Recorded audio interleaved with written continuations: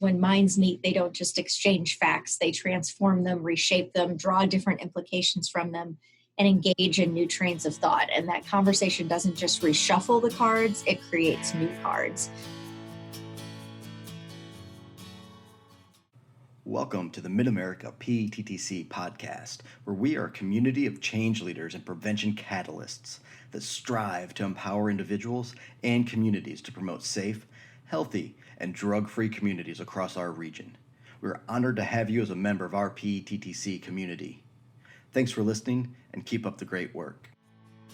Every single one of us is a leader and could be a leader. It started with a local coalition in our county. Strategies you know, but stories you don't. Data is the currency of prevention. We want to reduce the negative and we want to promote the positive. Collaboration is the only way to move the prevention needle. About connecting the research with the practitioner. Put something out there that was kind of off the wall and create a community of prevention. It's a passion, it's a real love to try to help make our world a little bit better, a little bit happier, small pieces at a time. It's said an overnight success takes 16 years. If we didn't plan for the change, but if we didn't help orchestrate it, then change is going to be upon us. When it comes to the spiff, slow is smooth and smooth is fast. Because the real power is in the process. Ultimately, all of us want success in the work we're doing. We don't want to do mindless work. Proactive, participatory planning promotes positive, preventive progress. This is the Mid-America PTTC podcast. I'm your host, Dave Clausen, and I'm the director of the Mid-America Prevention Technology Transfer Center. This is episode 27, and today we will be talking with Joan Masters from Missouri's Partners in Prevention. Joan is a senior coordinator for Partners in Prevention, also known as PIP. Joan is responsible for training and technical assistance to PIP's 23 member campuses and serves as the primary investigator for its grant projects. She provides oversight to projects such as the Missouri Assessment of College Health Behaviors and the Meeting of the Minds Conference. Joan is able to assist campuses with coalition building, implementing evidence-based strategies, building peer education programs, and strategic planning. In today's episode, we'll be talking about Meeting of the Minds. The Meeting of the Minds is a regional prevention and health education conference for college and university peer educators, their advisors, administrators, and campus and community law enforcement. During the 3-day conference, some of the best training and education will be offered to the students and professionals from college and university campuses and their communities across the region. Some of the brightest experts in college health and campus safety will present effective strategies and model programs and best practices for you to take back to your campus and your community. Before we get into the content, we'd like to thank our funder, the Substance Abuse and Mental Health Services Administration. And a quick note, although funded by SAMHSA, the content of this recording does not necessarily reflect the views of SAMHSA. Without further ado, let's get into today's episode.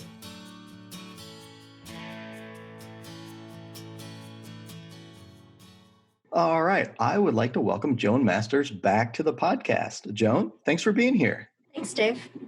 All right, and for our listeners, you might remember Joan. She was on our podcast episode number 6, talking about Partners in Prevention. But for those folks that might not have listened to that episode yet, would you mind sharing just a little bit about yourself and what Partners in Prevention is? Absolutely. So I'm Joan Masters. I am a staff member at the University of Missouri in Columbia, but my main role there is to direct our Partners in Prevention Coalition, which is a coalition of 23 universities in the state of Missouri dedicated to creating healthy and safe college campus environments. So we focus on high-risk drinking, drug use, mental health, transportation safety issues like drinking and driving, and driving high. And we also just try and give the campuses that we work with the best support and resources possible to be able to implement evidence-based practices to address those high-risk health and safety issues that we find on Missouri's college campuses. So you're providing support, training, and resources to those 23 campuses across the state. Sounds similar to the mission of the PTTCs Yeah, as absolutely. well. Mm-hmm. Wonderful. Well, we brought you back on today to talk about your upcoming event, April 2nd through 4th, known as Meeting of the Minds, which is a great name. I love it. When I tell folks I'm going to Meeting of the Minds, like, wait, what? What is that? Mm-hmm. But I'd love to sort of share what is Meeting of the Minds, and is there anything really behind that catchy name? Sure. So Meeting of the Minds is a regional Midwest-based prevention conference that is in Kansas City, Missouri. So our Missouri Partners in Prevention Coalition is one of the lead sponsors and organizers of the event, but it's open really throughout to anyone in the nation, but especially in our Midwest area. It's meant to be an extension of what we do in Partners in Prevention, to be able to provide folks with cutting edge information about evidence-based strategies to create healthier and safer college campus environments. So, and the reason why we've had the theme of Meeting of the Minds for the past 20 years as we've done this conference is because it truly is a meeting of the minds. It's meant to be an inclusive space so that anyone that's working on issues of college health and safety can come together and learn these evidence-based strategies each other in sort of a cohort model as the campuses send folks. And so we can have law enforcement learning along with student peer educators, learning next to conduct officers and administrators or health educators and nurses. A lot of times what we see in higher education and just the prevention field in general is that there's law enforcement training, and the next month there's training for nurses or health educators or psychologists, and then the students have their own event.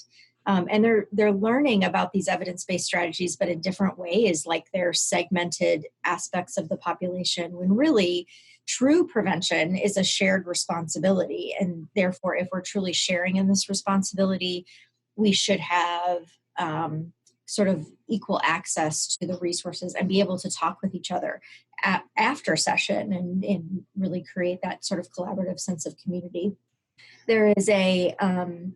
There's a quote that I love that I found actually after we had named the conference, because I didn't name it. I came in the second year of the conference, that by Theodore Zeldin, which is when minds meet, they don't just exchange facts, they transform them, reshape them, draw different implications from them, and engage in new trains of thought. And that conversation doesn't just reshuffle the cards, it creates new cards.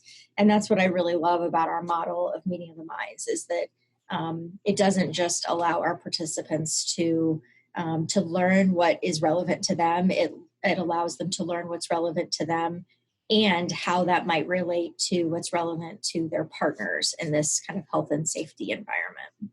Bringing people together around the common mission, the common goals, it's a perfect fit, and it really is.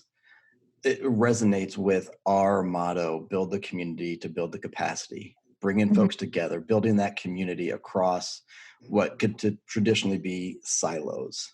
Right. And my top two favorite higher ed prevention conferences would be the NASPA Strategies Conference and then Meeting of the Minds, because it does just that. It brings folks together. Now, we do have a lot of listeners that might not work directly in higher education or higher education prevention. What benefit or value does a conference offer those community prevention folks? Sure. So a lot of times we will have sessions that do focus on the maybe unique aspects of a college environment, like sessions related to Title IX or working with the fraternity and sorority communities on college campuses. But the basis of what we do in substance abuse prevention and mental health is always those evidence-based strategies. So this year, just like other years, we have sessions on using the suicide prevention framework to be able to create evidence-based choices for the work that we do. Using the strategic prevention framework for substance abuse prevention, looking at the unique roles that states have that have legalized cannabis for recreational use or for medical use. And while like something like the legalization of cannabis has some unique considerations for a higher education community, such as the Safe and Drug-Free Campuses Act, it doesn't mean that some of the information that our folks are going to share with us about those issues aren't relevant to anyone working with youth or adults in this work. So our hope is that if someone comes from outside of the higher education environment, that they do learn a little bit about what makes college campuses unique, but also sort of learn that that our folks learn that this is not unique to just a campus environment, that this is something that, again, prevention is a shared responsibility, and that also means that we need to share the responsibility with the town or the community that we're a part of. And so we hope that we have campus and community law enforcement coming together, not just the University of Missouri Columbia Police, but the Columbia Police, or not just University of Central Missouri, but the Warrensburg Police Department where they're housed. And also just the community members that are in those areas of higher education, or even those that don't have a higher education home in their community. What happens on campus doesn't stay on campus, and what Sure. happens in the community doesn't stay in the community. Right. Yep, we're all in it together. Mm-hmm. I like it. Build the community to build the capacity. So what are some of the highlights, the keynotes, the programs that really you're excited about? Sure. So there are a couple really kind of cool aspects of our conference that we keep from year to year, but I'm excited about how they're coming to fruition for the 2020 conference in a few weeks. So we have Rich Lucy from the DEA, who has really spearheaded the tremendous work of the Campus Drug Prevention website and other resources.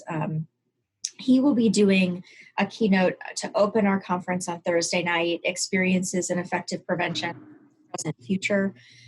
Our other keynotes are going to be addressing issues related to sort of the newest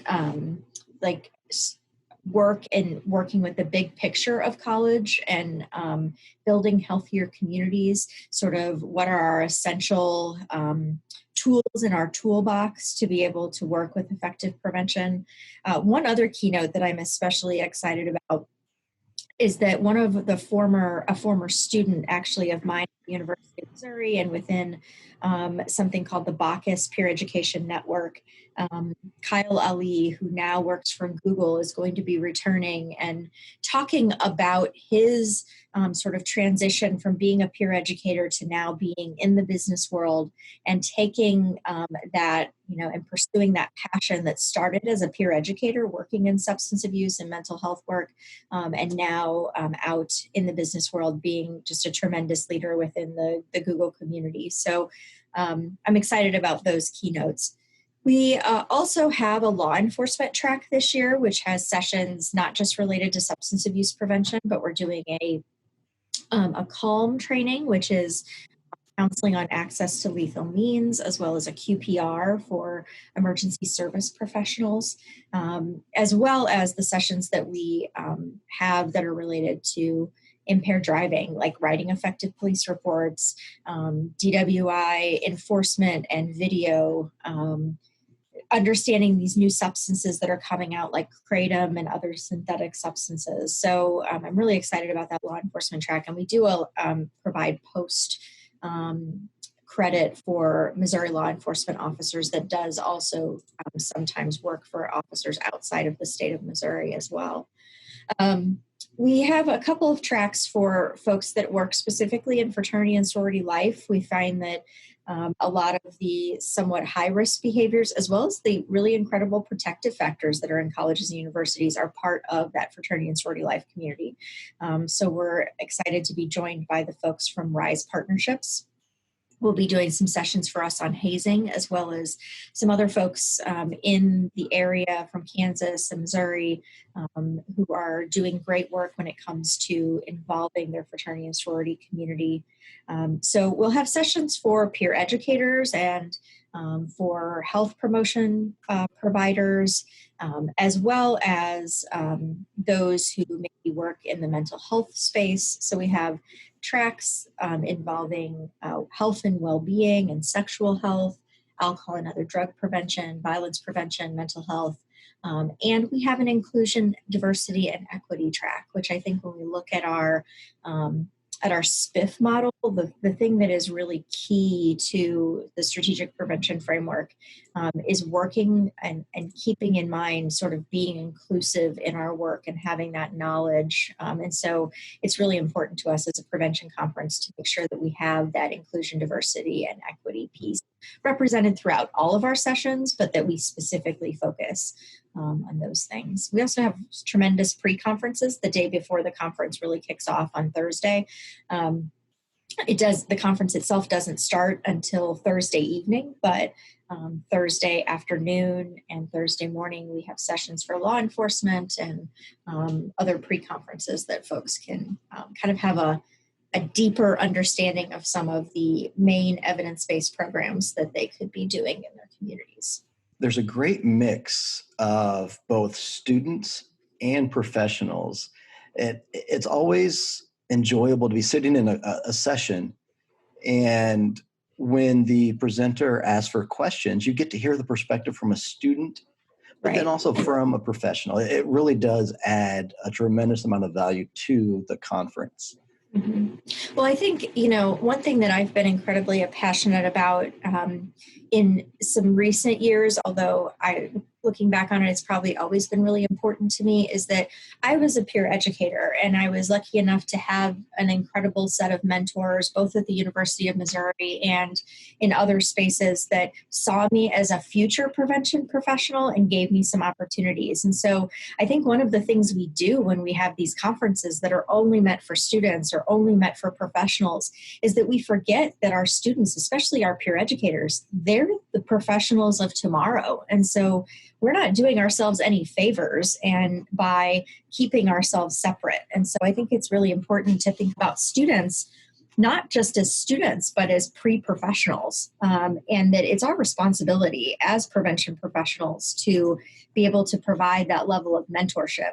I have colleagues all over the state and all over the region that, sometimes give me feedback like, well, I would have preferred just to have a conversation without students, which I know sometimes that is important as we're talking about policy decisions or other things.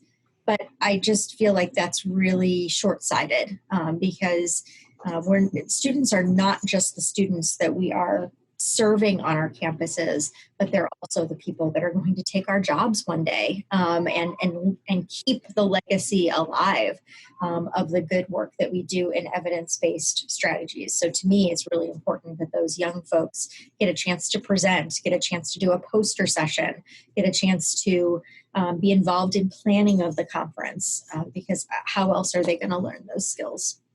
Involving the peers, the students on campus, really is important to successful prevention efforts.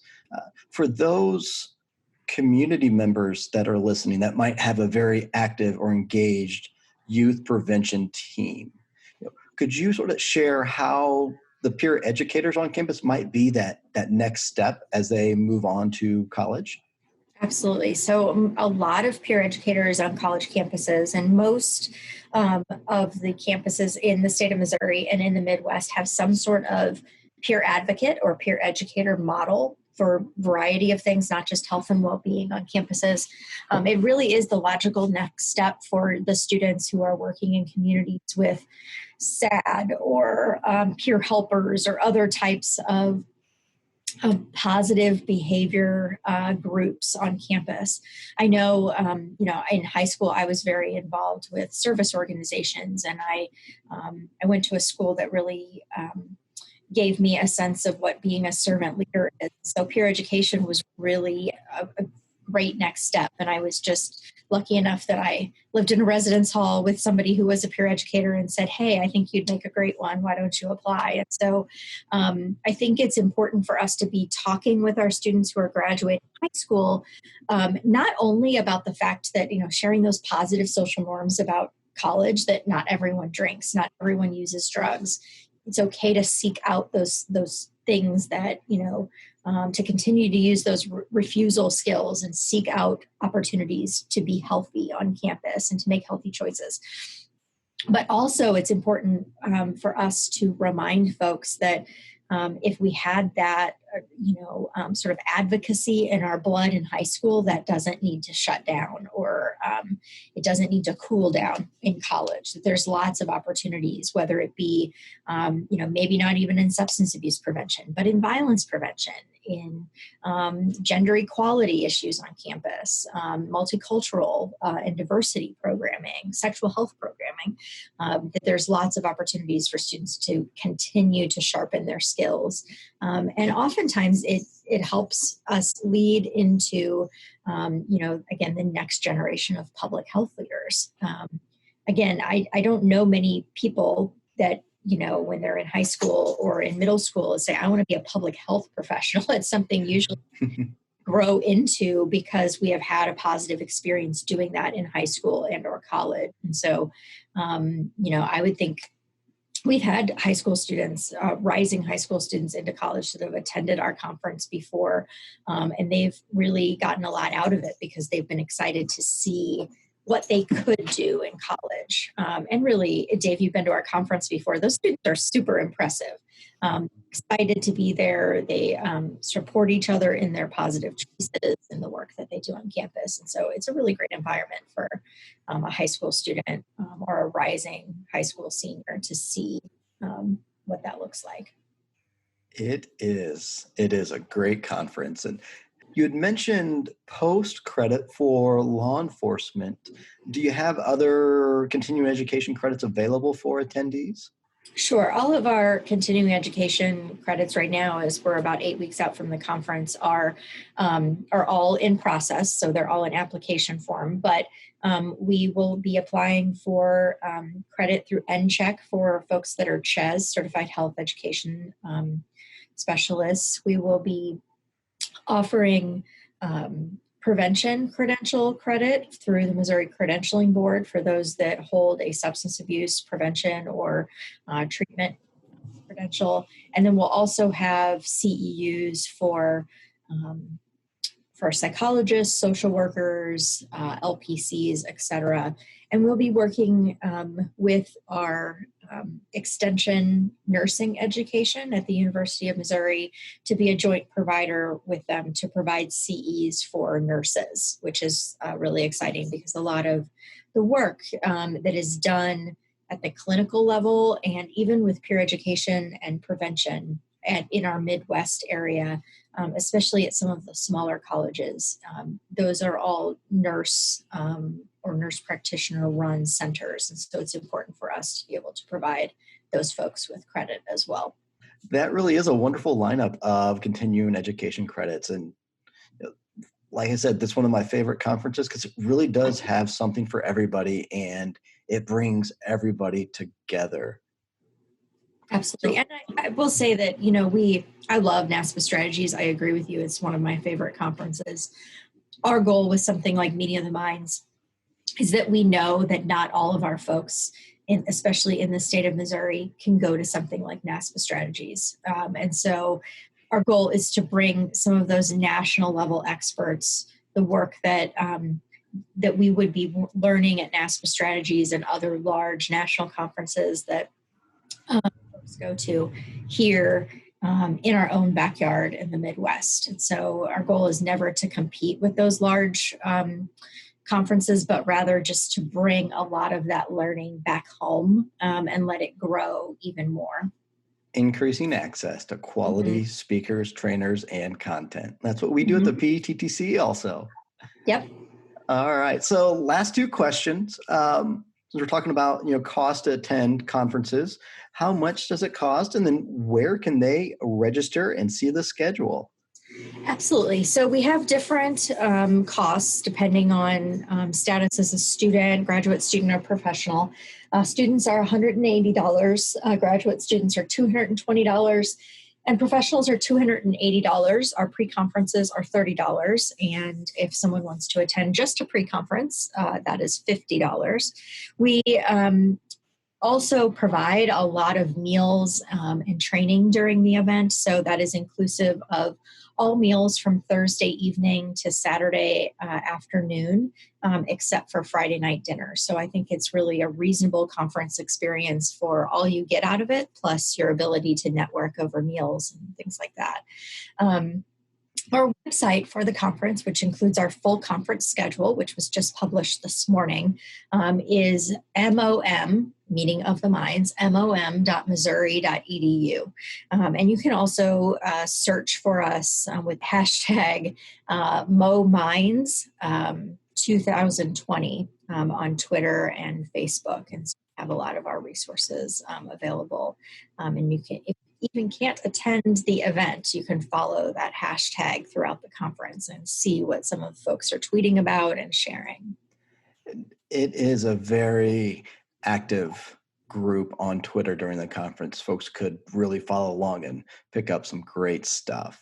And I'll be sure to put the link to the website for registration and also just for the PIP website as well in our show notes. Any closing thoughts or shout outs for the audience? Well, I definitely want to say that this is an incredible team effort. We work with the NASPA Region 4 West volunteers for health and well-being.